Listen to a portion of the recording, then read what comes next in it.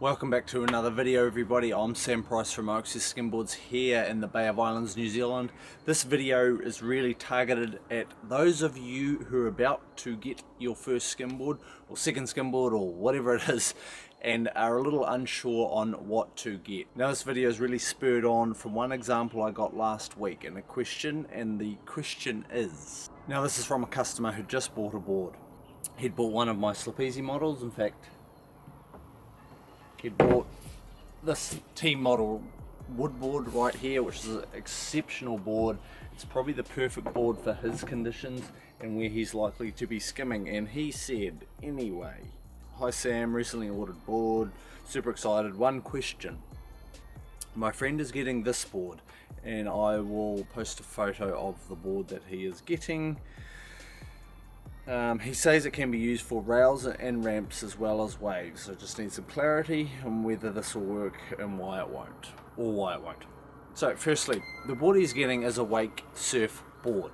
It is designed by a wake surf company. It is more than likely, I don't know really anything about this company, but it's more than likely produced en masse in China for wake surfing. Listed in the details of it, it says a EPS foam core. It does not mention high density, which to me for a skimboard is a red flag if you're talking foam. It has fin boxes, which is also another red flag, and it is not designed by a skimboard company. They market it for use as a skimboard because it will work. Anything will pretty much work as a skimboard to some degree. You could take the fins off a 9-foot longboard surfboard and skim it to a degree. It just won't work very well, and the biggest thing that separates, say, a skimboard to surfboards, in this case a wake surfboard, is that skimboards come in contact with the ground all day every day during their use, and they have to be durable enough to withstand that. It is under my belief that a wake surfboard is not designed for that. There's a couple of obvious things there, like I've already mentioned, is the lack, or the way I've interpreted it, is the lack of a high density foam blank, which means the board's going to be far more susceptible to damage from any shells or rocks, because the laminate will get that pressure on it. The foam is then more inclined to dent or crush, therefore giving you damage on the bottom of the board. Obviously fin boxes is just an edge. All of that is under the base of the board is an edge to catch on something and either like hook you up, cause drag, or cause damage by ripping a fin box out of the bottom of the board. In my mind and my knowledge and how I've looked at this, I have never seen anyone ever in any clip anywhere on the internet or in person of anyone skimming a wake surfboard. Get a skimboard. If you're going to go skimming, get a skimboard. That is my advice there. Quick commercial break time. If you are looking for one of the best boards in the business, get along to skimboards.co.nz, where you'll find a huge range to suit all sizes, all types, all levels of riders, flatland skimming and wave skimming. All boards are handmade here in the Bay of Islands, New Zealand, and everything can be viewed on the website and is available to ship to your door immediately. Now, back to the video. Now, so where does that put us? It actually puts us on what skimboard you're going to get. Maybe this is your first board, you don't know what to get. A very common request is I would like a skimboard that is going to go do a bit of everything.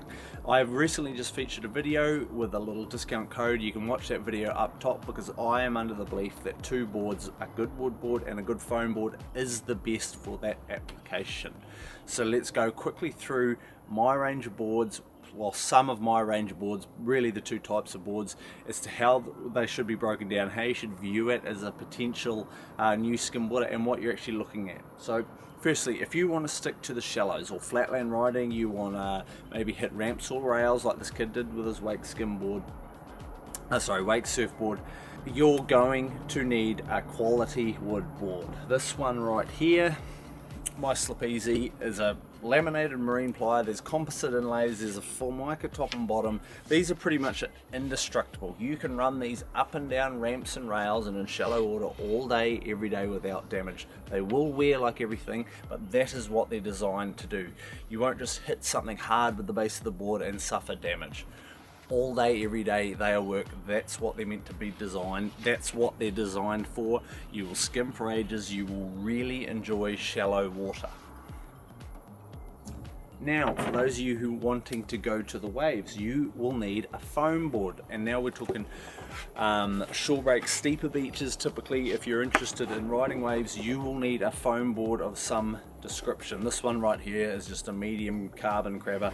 It's sort of just the board I'm using for this video.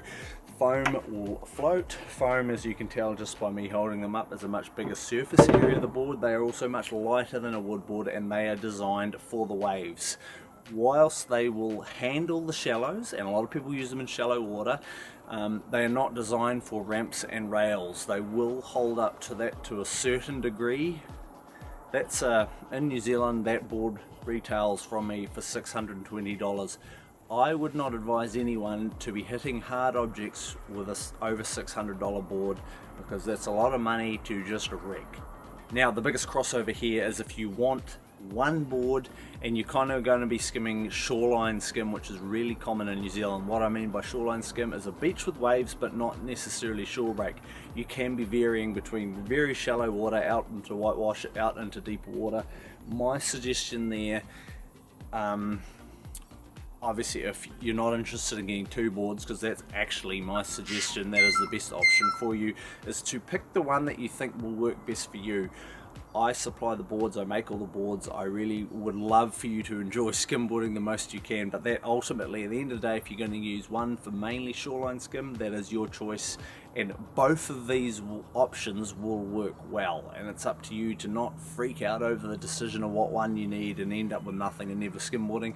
It's about getting a skimboard and going skimboarding and removing the chance of getting one of these off-branded weird setups, spending far too much money on something that does not work for your application, and it destroying skimboarding for you. And I think that happens probably far more than we realize. That especially happens with very cheap Chinese wood produced boards that are sold by franchise stores, and those boards simply do not work. So really, that is my recommendation. If you are new to skimming and you are looking at boards, feel free to jump along to skimboards.co.nz. The store is labelled and divided very clearly into waves and flat. You have your flatland options, you have your wave options clearly labelled there. As mentioned, there is the best board for everywhere video, and that's of course the option of two boards and getting yourself a quiver and getting really stuck into skimboarding. Feel free to drop any questions you have down below. There is quite a big playlist of skimboarding videos here on this channel. Feel free to subscribe, get along to skimboards.co.nz. I'm Sam Price, I'll see you at the beach.